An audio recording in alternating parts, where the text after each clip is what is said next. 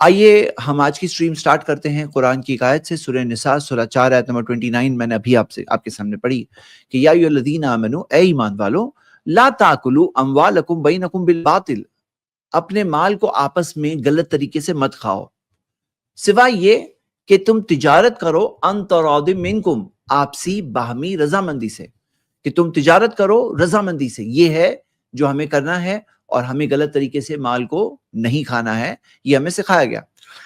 پتہ ہی چلا کہ ایک چیز ہوتی ہے کہ غلط طریقے سے کھانا، ایک چیز اس کے اپوزٹ میں اللہ تعالیٰ نے تجارت کو ذکر کیا ہے رضامندی سے، جو ایک حلال طریقہ ہے، صحیح طریقہ ہے۔ یعنی کہ مال اگر جو ہم دیکھتے ہیں کہ مال جو چینج ہوتا ہے، ایکسچینج ہینڈز ہوتا ہے، تو اس کے اندر رضامندی ایک امپورٹنٹ شرط ہے، جیسے کہ ہم نے دیکھا کہ قرآن کی آیت میں اللہ تعالیٰ نے ذکر کیا ہے۔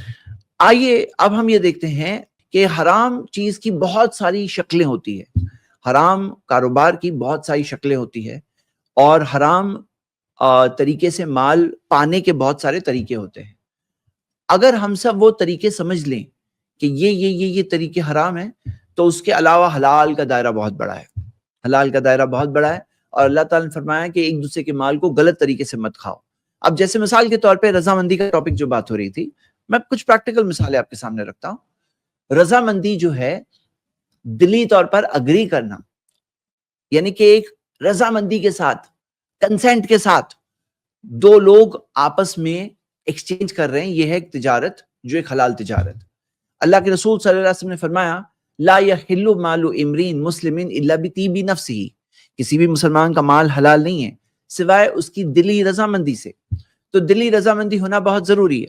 اب یہ بات میں کیوں ذکر کر رہا ہوں؟ کیونکہ ہم دیکھتے ہیں کہ کئی بار لوگوں میں ایسی چیزیں ملتی ہے، مثال کے طور پر آپ دیکھیں گے کوئی دکان کے اندر کسٹمر انٹر ہوتا ہے، اور دکاندار نے اس کے سامنے پروڈکٹس رکھے، بتائے، اب اس کے بعد کسٹمر کا نہیں دل آیا، اس کو نہیں پسند آیا، اور نہیں لینا چاہتا ہے، جا رہا ہے، تو بعض لوگ پریشر ٹیکٹکس پہ آ جاتے ہیں، بولے نہیں ابھی تو کچھ تو لینا پڑے گا، آپ نے اتنا کھلا ہے ہو، یہ کیا بات ہے؟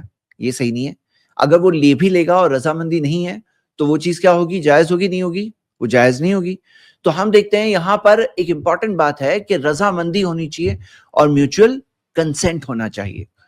آگے آپ یہ دیکھیں گے کہ جیسے مثال کے طور پر کئی بار لوگ سمجھتے ہیں بیوی کا مال اپنا، اور بیوی کا مال اپنا، بیوی کی کنسنٹ ہے، اگر رضامندی سے بیوی بول رہی ہے کہ لو میں یہ مال تمہیں دینا چاہتی ہوں، یہ چیز میں آپ کو گفٹ دے رہی ہوں، تو الگ بات ہے۔ لیکن اگر کنسنٹ نہیں ہے تو پھر کیا ہوگا؟ تو پھر پرابلم ہوگا۔ تو ہم یہ دیکھتے ہیں کہ یہ چیز ہونا ضروری ہے، رضامندی، کنسنٹ۔ مثال کے طور پر آپ دیکھو گے کہ کئی بار کئی چیزیں ہوتی ہیں، لوگ جو مال کے تعلق سے غلط چیزیں کرتے ہیں۔ مثال کے طور پر آپ دیکھو گے کہ کسی کا مال آپ کے پاس ہے امانت کے طور پر، اب اس نے دیا ہے کس طرح سے؟ امانت کے طور پہ دیا ہے، سنبھالنے کے لیے دیا ہے، استعمال کرنے کے لیے نہیں دیا۔ استعمال کرنے کے لیے کوئی دے رہا ہے تو وہ ہو جائے گی الگ چیز، قرض۔ تو ہم دیکھ رہے ہیں یہاں پر اگر آپ کو کسی نے دیا ہے مال امانت کے طور پر سنبھالنے کے لیے، پھر آپ اس کے اندر اس کو استعمال نہیں کر سکتے۔ مثال کے طور پہ ٹرسٹ کے پیسے ہو کسی کے پاس، مان لو کہ کوئی چیریٹیبل ٹرسٹ چلا رہا ہے، ٹرسٹ کے پیسے ہے، وہ کیا ہے؟ امانت ہے۔ اب وہ لے کے یوز نہیں کر سکتے ہیں، اگر کوئی یوز کرے گا تو وہ چیز ہو جائے گی، وہ غلط ہو جائے گی، اس کے اندر جو باہمی رضامندی جو ہوتی ہے وہ رضامندی غائب ہے۔ اسی وجہ سے ہم دیکھتے ہیں زبیر بن عوام رضی اللہ عنہ، جب لوگ ان کے پاس امانتیں رکھنے آتے تھے تو وہ کہتے تھے مجھے قرض دو، وہ قرض لیتے تھے، قرض کا ڈاکیومنٹ بناتے تھے۔ ایک بار آپ نے قرض لے لیا تو پھر قرض لے کر آپ یوز کر سکتے ہو۔ کسی نے آپ کو قرض دیا ہے، امانت دیا ہے تو نہیں کر سکتے ہو، لیکن قرض دیا ہے تو لے کر ہم استعمال کر سکتے ہیں، آپ کو قرض ادا کرنا ہے۔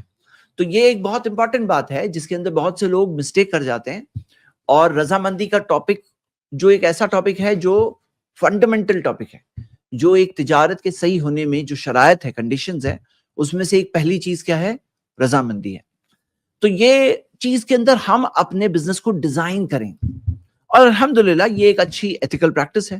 مطلب آپ دیکھو گے رضامندی کی پریکٹس اگر دیکھو گے تو ایک ایسی ایتھیکل چیز ہے، اور اسلام کی ہر تعلیم میں یہ بات دیکھو گے کہ وہ فطرت کے مطابق ہوتی ہے، یعنی انسان کا جو نیچر ہوتا ہے نا، نیچر کے مطابق ہوتی ہے۔ دین فطرت ہے یہ، اللہ تعالیٰ نے انسان کی فطرت کے اندر ایک صحیح اور غلط کی پہچان رکھی ہے، تو وہ فطرت والی پہچان سے انسان دیکھ کر پہچان سکتا ہے کہ ہاں یہ تو بہت لاجیکل بات ہے، یہ تو بہت صحیح بات ہے، فطری طور پہ ایک انسان سمجھ سکتا ہے کہ ہاں رضامندی ہونی چاہیے۔ مطلب یہاں ایسا نہیں ہے جیسے کہ کسی کو سوچنا پڑے گا اور غور کرنا پڑے گا.